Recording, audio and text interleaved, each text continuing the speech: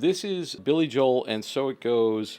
It's a two-part documentary on HBO. Each part is about 2.5 hours long, so I wouldn't recommend watching it in one sitting. It's a lot of Billy Joel. Part one was actually the opening night feature of Tribeca this year. And I was going to catch it there, but it was on really early in the morning, and I didn't make it to the theater. I remember I had this conversation with another critic that was there. I was for another screening, and he's like, "Oh, I saw the Billy Joel, and it's amazing, and I loved it. I've been obsessed with Billy Joel ever since I was a kid." And I just said to him, "Are you from Long Island, sir?" And he's like, yeah, I am. So if you're from Long Island and you're of a certain age, this is right up your street. This is like the definitive documentary on Billy Joel. It really gets into things with Billy Joel. Like, it gets into his life. They don't go deep into certain things because this sort of rockumentary is very personal, but they need the artist to okay it. So you have to take it kind of with a grain of salt.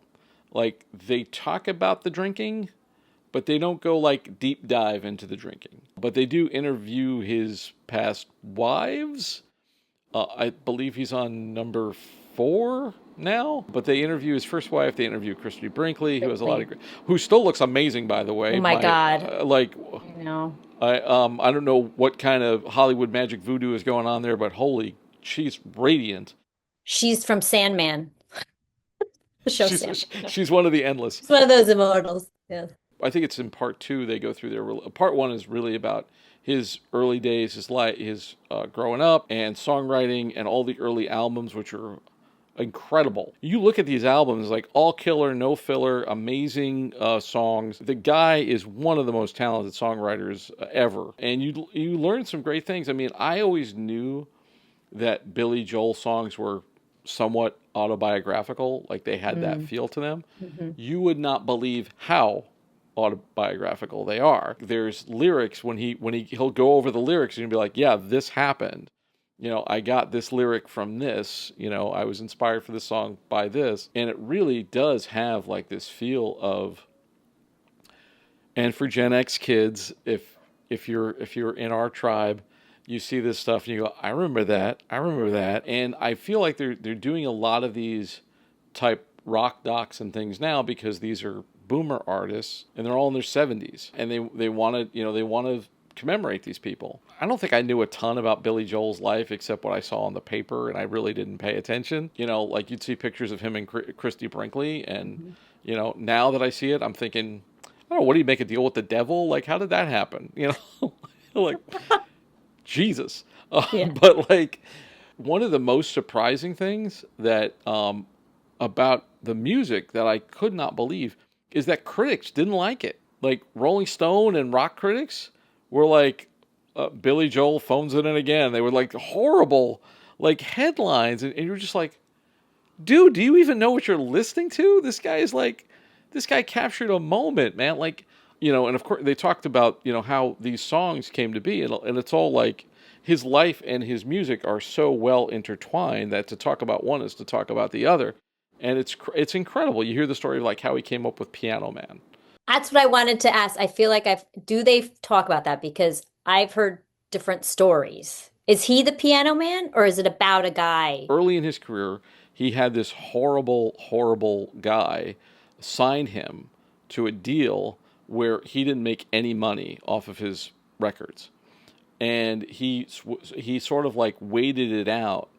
And he couldn't do anything without this guy making more money off of him than he was. So he had to take a job, and the job that he took was playing piano in a lounge where his wife at the time, I think, was waitressing. And she's the waitress who's practicing politics. I mean, like, there really was a guy named Davey who was still in the Navy.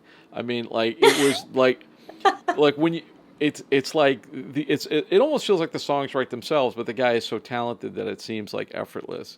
Like he wrote New York State of Mind as he was coming in, like those lyrics came to him as he was coming into New York on a bus trip.